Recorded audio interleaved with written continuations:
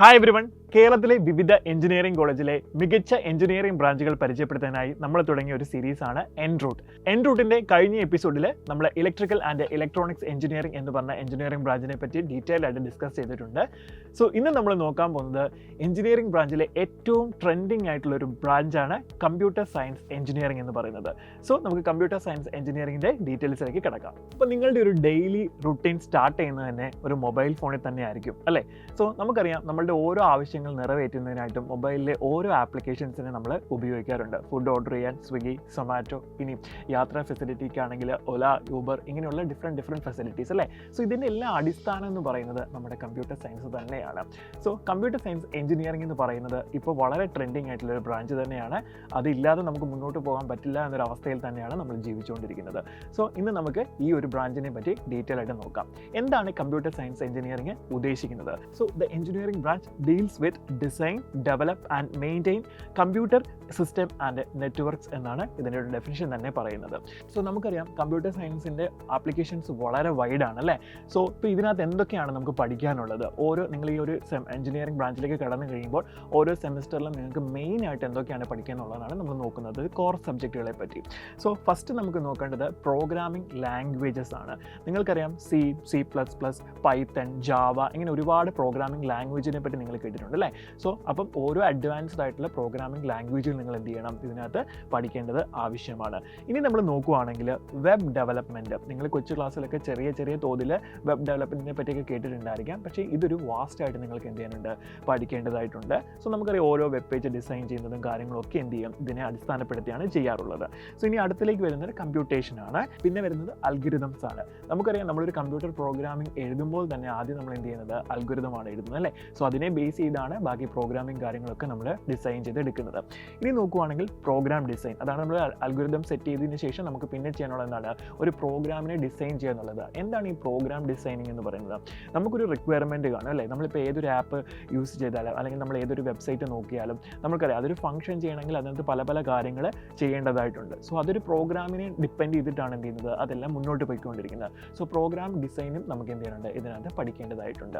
ഇനി നമ്മൾ നോക്കുവാണെങ്കിൽ കമ്പ്യൂട്ടർ സോഫ്റ്റ്വെയർസ്, നമുക്കറിയാം നമ്മുടെ കമ്പ്യൂട്ടർ ഒരു ഹാർഡ്വെയർ സിസ്റ്റമാണ് അല്ലേ? അതിനകത്തൊരു സോഫ്റ്റ്വെയർ ഉണ്ടെങ്കിൽ അത് പ്രോപ്പറായിട്ട് വർക്ക് ചെയ്യുള്ളൂ. സോ കമ്പ്യൂട്ടർ സോഫ്റ്റ്വെയറിനെ പറ്റി നിങ്ങൾക്ക് എന്ത് ചെയ്യാനുണ്ട്, ഇതിനകത്ത് ഡീറ്റെയിൽ ആയിട്ട് പഠിക്കാനുണ്ട്. ഇനി നമ്മൾ നോക്കുവാണെങ്കിൽ കമ്പ്യൂട്ടർ ഹാർഡ്വെയർ സിസ്റ്റം, കമ്പ്യൂട്ടറിൻ്റെ ഡിഫറെൻറ്റ് പാർട്ടുകളെ പറ്റി എന്ത് ചെയ്യണം, ഡീറ്റെയിൽ ആയിട്ട് നമുക്ക് പഠിക്കേണ്ടതായിട്ടുണ്ട്. ഇനി നമ്മൾ നോക്കുവാണെങ്കിൽ ടെക് സപ്പോർട്ട് ആൻഡ് റിപ്പയർ, നമ്മളിപ്പോൾ പ്രോഗ്രാം ചെയ്യുന്നു, അതേപോലെ തന്നെ കമ്പ്യൂട്ടർ ഹാർഡ്വെയർ സിസ്റ്റത്തിനെ പറ്റി പഠിക്കുന്നു. ഇത് പഠിച്ചാൽ മാത്രം മതിയോ? അല്ല, ഇതിന് എന്തെങ്കിലും ഫോൾട്ടുകൾ ഉണ്ടായാൽ അല്ലെങ്കിൽ അതിനെ നമ്മൾ റിപ്പയർ ചെയ്യുന്നത് എങ്ങനെയാണ്, അല്ലെങ്കിൽ ടെക് സപ്പോർട്ട് എങ്ങനെയാണ് കൊടുക്കുന്നതെന്നൊക്കെ നമ്മൾ ഡീറ്റെയിൽ ആയിട്ട് പഠിക്കേണ്ടതായിട്ടുണ്ട്. ഇനി നമ്മൾ നോക്കുവാണെങ്കിൽ PCB ഡിസൈൻ, നിങ്ങൾക്കറിയാം PCB ഡിസൈൻ എന്ന് പറഞ്ഞു കഴിഞ്ഞാൽ നമ്മൾ ഏതൊരു ഡിജിറ്റൽ ഇലക്ട്രോണിക് സിസ്റ്റത്തിൻ്റെയും നിങ്ങളൊന്ന് അഴിച്ച് തുറന്ന് നോക്കിയാൽ നമുക്കൊരു ബോർഡ് കാണാം അല്ലേ? അത് PCB ബോർഡ് എന്നാണ് നമ്മൾ പറയാറുള്ളത്. സോ PCB ഡിസൈനിങ് എന്ത് ചെയ്യണം, നിങ്ങൾക്ക് പഠിക്കേണ്ടതായിട്ടുണ്ട്. സോ പിന്നെ നമ്മൾ നോക്കുവാണെങ്കിൽ ആർട്ടിഫിഷ്യൽ ഇൻ്റലിജൻസ്, നിങ്ങൾക്കറിയാം AI-യുടെ യുഗമാണ് ഇപ്പോൾ വന്നുകൊണ്ടിരിക്കുന്നത്. സോ ഈ ഒരു കാര്യം ഇപ്പോഴത്തെ സിലബസിനകത്ത് എന്ത് ചെയ്യുന്നുണ്ട്, വന്നുകൊണ്ടിരിക്കുന്നുണ്ട്. നമുക്കറിയാം കമ്പ്യൂട്ടർ സയൻസ് എന്ന് പറയുന്നത് നമ്മൾ പണ്ട് കാലത്ത് പഠിച്ചിരിക്കുന്ന ഒരു കാര്യം മാത്രം ഇപ്പോൾ കണ്ടിന്യൂ ചെയ്ത് പഠിക്കുക എന്നുള്ളതല്ല അവിടെ നമ്മൾ ചെയ്യേണ്ടത്. ഓരോ വർഷവും എന്ത് ചെയ്യുന്നുണ്ട്, നമ്മളുടെ ഈ ഒരു ടെക് ഫീൽഡ് വളരെയധികം അപ്ഡേറ്റഡ് ആയിക്കൊണ്ടിരിക്കുന്നുണ്ട്. സോ ഇങ്ങനെ അപ്ഡേറ്റഡ് ആകുമ്പോൾ നമ്മുടെ സിലബസും എന്ത് ചെയ്യുന്നുണ്ട്, അപ്ഡേറ്റഡ് ആയിട്ട് വരുന്നുണ്ട്. നിങ്ങൾ പല യൂണിവേഴ്സിറ്റീസിൻ്റെയും അല്ലെങ്കിൽ പല ഡീംഡ് യൂണിവേഴ്സിറ്റീസിൻ്റെയും സിലബസ് എടുത്ത് നോക്കിക്കഴിഞ്ഞാൽ, കമ്പ്യൂട്ടർ സയൻസിൻ്റെ എടുത്ത് നോക്കിക്കഴിഞ്ഞാൽ നിങ്ങൾക്ക് മനസ്സിലാകും ഓരോ വർഷവും എന്ത് ചെയ്യുന്നുണ്ട്, അല്ലെങ്കിൽ 2 വർഷം കൂടുമ്പോഴൊക്കെ അതിൻ്റെ സിലബസുകൾ അപ്ഡേറ്റ് ചെയ്തിട്ടുണ്ട്. കാരണം പുതിയ പ്രോഗ്രാമിംഗ് ലാംഗ്വേജസ് വരുന്നു, പുതിയ സോഫ്റ്റ്വെയർസ് വരുന്നു, സോ പുതിയ ഹാർഡ്വെയർ സിസ്റ്റംസ് വരുന്നു. സോ ഇതൊക്കെ നമുക്ക് എന്ത് ചെയ്യേണ്ടതായിട്ടുണ്ട്, പഠിക്കേണ്ടതായിട്ടുണ്ട്. ഈ ഒരു ഫീൽഡിൻ്റെ പ്രത്യേകത എന്ന് പറഞ്ഞു കഴിഞ്ഞാൽ നമ്മൾ വളരെയധികം അപ്ഡേറ്റഡ് ആയിട്ടിരിക്കണം. അല്ലാന്നുണ്ടെങ്കിൽ നമ്മുടെ ജോലി തെറിക്കാനുള്ള സാധ്യത വളരെ കൂടുതലാണ്. കാരണം പണ്ട് പഠിച്ച കാര്യങ്ങൾ ഉപയോഗിച്ച് മാത്രമാണ് നിങ്ങൾ ഇപ്പോഴും വർക്ക് ചെയ്യാൻ റെഡി ആയിട്ടുള്ളതെങ്കിൽ ഒരിക്കലും നിങ്ങൾക്ക് ഈ ഒരു ഫീൽഡിൽ സസ്റ്റെയിൻ ചെയ്യാനായിട്ട് സാധിക്കത്തില്ല. സോ ദിനം പ്രതി നിങ്ങൾ അപ്ഡേറ്റഡ് ആകേണ്ട ഒരു ആവശ്യം ഇവിടെയുണ്ട്. ഇനി നമുക്ക് എങ്ങനെയുള്ള ആൾക്കാർക്കാണ് ഈ ഒരു ഫീൽഡിലേക്ക് എത്താൻ പറ്റുക, അല്ലെങ്കിൽ ഏതൊക്കെ അഭിരുചിയുള്ളവർക്കാണ് ഈ ഒരു ഫീൽഡ് ചൂസ് ചെയ്യാൻ പറ്റുന്നതെന്നാണ് നെക്സ്റ്റ് നോക്കാനായിട്ട് പോകുന്നത്. സോ നിങ്ങൾക്ക് ബേസിക് പ്രോഗ്രാമിംഗ് സ്കിൽസ്, നമുക്കറിയാം നമ്മൾ സ്കൂളിൽ പഠിക്കുമ്പോൾ തന്നെ +2 നിങ്ങൾക്കറിയാം കമ്പ്യൂട്ടർ പ്രോഗ്രാമിംഗ് നിങ്ങൾക്ക് പഠിക്കാനുണ്ട് അല്ലേ?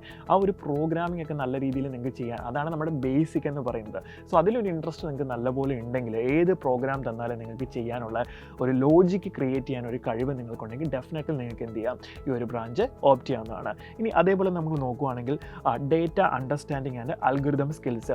നമുക്കറിയാം എന്തൊരു കാര്യം നിങ്ങൾക്കൊരു റിക്വയർമെൻറ്റ് തന്നാലും ആ റിക്വയർമെൻറ്റിനനുസരിച്ച് കാര്യങ്ങളെ എങ്ങനെ ഡിസൈൻ ചെയ്യണം എന്നുള്ളൊരു സ്കില്ല് നിങ്ങൾക്കുണ്ടെങ്കിൽ ഡെഫിനറ്റായിട്ട് നിങ്ങൾക്ക് എന്ത് ചെയ്യാൻ പറ്റും, ഈ ഒരു ബ്രാഞ്ച് ചൂസ് ചെയ്യാൻ പറ്റുന്നതാണ്. ഇനി നമുക്ക് മറ്റ് കുറച്ച് സ്കില്ലും കൂടെ വേണം. എന്തൊക്കെയാണ്? ബേസിക് വെബ് ഡെവലപ്മെൻറ്റ് നോളജിനെ പറ്റി അറിഞ്ഞിരിക്കണം, അതുപോലെ അനലിറ്റിക്കൽ സ്കിൽസ് വേണം, ദെൻ പ്രോബ്ലം സോൾവിങ് സ്കിൽസ് വേണം. ഇത്രയൊക്കെ ഉണ്ടെങ്കിൽ നമുക്ക് ഈ ഒരു ബ്രാഞ്ച് നമുക്ക് ഓപ്റ്റ് ചെയ്യാൻ സാധിക്കുന്നതാണ്. സോ നിങ്ങൾ ഈ ഒരു ബ്രാഞ്ച് എടുത്ത് നിങ്ങൾ 4 വർഷത്തെ ബിടെക് കോഴ്സ് പഠിച്ചു കഴിഞ്ഞാൽ നമുക്ക് എന്തൊക്കെ കരിയർ ഓപ്പർച്യൂണിറ്റീസ് ആണ് അല്ലെങ്കിൽ എന്തൊക്കെ ജോബ് പ്രൊഫൈൽസ് ആണ് ഉള്ളതെന്ന് നോക്കാം.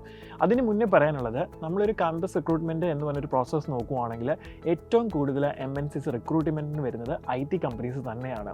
സോ അതിൽ നിങ്ങൾക്ക് ഫേമസ് ആയിട്ടുള്ള ഒരുപാട് കമ്പനീസിനെ പറ്റി നിങ്ങൾ കേട്ടിട്ടുണ്ടായിരിക്കാം. ടാറ്റ കൺസൾട്ടൻസി ആൻഡ് സർവീസസ്, അതുപോലെ HCL, then Cognizant, then Apple, Adobe, HP, Infosys, Wipro, അങ്ങനെ ഒരുപാട് IT കമ്പനീസ് ഉണ്ട് അല്ലേ. സോ ഇവിടെയൊക്കെ നിങ്ങൾക്ക് എന്ത് ചെയ്യാൻ പറ്റും, നല്ലൊരു പൊസിഷനിൽ നിങ്ങൾക്ക് സിസ്റ്റം എഞ്ചിനീയർ ഒക്കെ ആയിട്ട് ജോബ് കിട്ടാനുള്ള സാധ്യത വളരെ കൂടുതലാണ്. ഇനിയും ഏതൊക്കെ ജോബ് പ്രൊഫൈലാണ് നമുക്കുള്ളതെന്ന് നോക്കാം. സോ ഫസ്റ്റ് ആയിട്ട് വരുന്ന സോഫ്റ്റ്വെയർ എഞ്ചിനീയർ എന്ന് പറഞ്ഞ പൊസിഷൻ തന്നെയാണ്. അത് നിങ്ങൾക്ക് അസോസിയേറ്റീവ്, അസിസ്റ്റൻറ്റ്, അങ്ങനെ പല പോസ്റ്റിലേക്ക് നിങ്ങൾക്ക് പ്രൊമോഷൻ കിട്ടി ഹയർ ലെവലിലേക്കൊക്കെ പോകാനായിട്ട് സാധിക്കും. ഇനി നോക്കുന്നത് പ്രോഗ്രാമറായിട്ട് തന്നെയാണ്. നിങ്ങൾക്കൊരു IT പ്രോഗ്രാമറായിട്ട് തന്നെ നമുക്ക് ജോലിയിൽ പ്രവേശിക്കാനായിട്ട് സാധിക്കും. നമുക്ക് അടുത്ത് നോക്കുകയാണെങ്കിൽ ഡേറ്റ സയൻറ്റിസ്റ്റ് എന്ന് പറഞ്ഞൊരു ഓപ്ഷൻ ഉണ്ട്. പിന്നെ നോക്കുകയാണെങ്കിൽ ആപ്ലിക്കേഷൻ ഡെവലപ്പർ, ഈ ഓരോ ആപ്പുകൾ ഡെവലപ്പ് ചെയ്യുന്ന ആൾക്കാരാണ് അല്ലേ. സോ ഓരോ ആപ്പും അതിൻ്റെ റിക്വയർമെൻറ്റിനനുസരിച്ച് ഡെവലപ്പ് ചെയ്യാനുള്ളതാണ് ഒരു ആപ്പ് ഡെവലപ്പർ ചെയ്യുന്നത്. ഇനി നമ്മൾ നോക്കുകയാണെങ്കിൽ മെഷീൻ ലേണിംഗ് എഞ്ചിനീയർ, പിന്നെ web analyst, then network engineer, then cyber security analyst, then IT analyst എന്നിങ്ങനെ ഡിഫറെൻറ്റ് പൊസിഷനിൽ നിങ്ങൾക്ക് എന്ത് ചെയ്യാൻ പറ്റും, ജോലി നേടാനായിട്ട് സാധിക്കുന്നതാണ്. സോ ഓവറോൾ നിങ്ങൾക്ക് ഇപ്പോൾ ഇതിനെപ്പറ്റി ഒരു ഐഡിയ കിട്ടിക്കാണും, എന്തൊക്കെയാണ് മെയിനായിട്ട് പഠിക്കേണ്ടതെന്നുള്ളതും അതുപോലെ എന്തൊക്കെ ജോലി സാധ്യത ഉണ്ടെന്നുള്ളതും നമുക്കറിയാം അല്ലേ. സോ നിങ്ങളൊരു എഞ്ചിനീയറിംഗ് ബ്രാഞ്ച് ചൂസ് ചെയ്യുമ്പോൾ ശ്രദ്ധിക്കേണ്ട കാര്യങ്ങൾ ഇത്ര മാത്രമാണ്. നിങ്ങൾക്ക് ആ ഒരു കോഴ്സ് അല്ലെങ്കിൽ അതിൻ്റെ സിലബസിൽ പറഞ്ഞിരിക്കുന്ന സബ്ജക്റ്റുകളോട് നിങ്ങൾക്കൊരു താല്പര്യമുണ്ടോ എന്നുള്ളത് നിങ്ങൾ ആദ്യം എന്ത് ചെയ്യണം, മനസ്സിലാക്കണം. അതിന് വേണ്ടിയാണ് നമ്മൾ എന്ത് ചെയ്യുന്നത്, അതിനകത്തെ കോർ സബ്ജക്റ്റിനെ പറ്റി ഒരു ഐഡിയ നിങ്ങൾക്ക് തരുന്നത്. അത് മാത്രമല്ല, നമ്മൾ എഞ്ചിനീയറിംഗ് പഠിച്ചു കഴിഞ്ഞാൽ നമുക്ക് ജോലി വേണം അല്ലേ. ഈ ജോലി നമുക്ക് എവിടെ കിട്ടും അല്ലെങ്കിൽ എന്തൊക്കെ കമ്പനീസിലാണ് നമുക്ക് ജോലി ചെയ്യാൻ സാധ്യതയുള്ളത് എന്ന് നിങ്ങൾ അറിഞ്ഞിരിക്കണം. സോ അതിനു വേണ്ടിയാണ് നമ്മൾ ഈ ഒരു എപ്പിസോഡ് കണ്ടക്ട് ചെയ്തിരിക്കുന്നത്. സോ ഇത് നിങ്ങൾക്ക് യൂസ്ഫുൾ ആയെന്ന് വിചാരിക്കുന്നു. അടുത്തൊരു എഞ്ചിനീയറിംഗ് ബ്രാഞ്ചുമായിട്ട് നമുക്ക് വീണ്ടും കാണാം. ബൈ.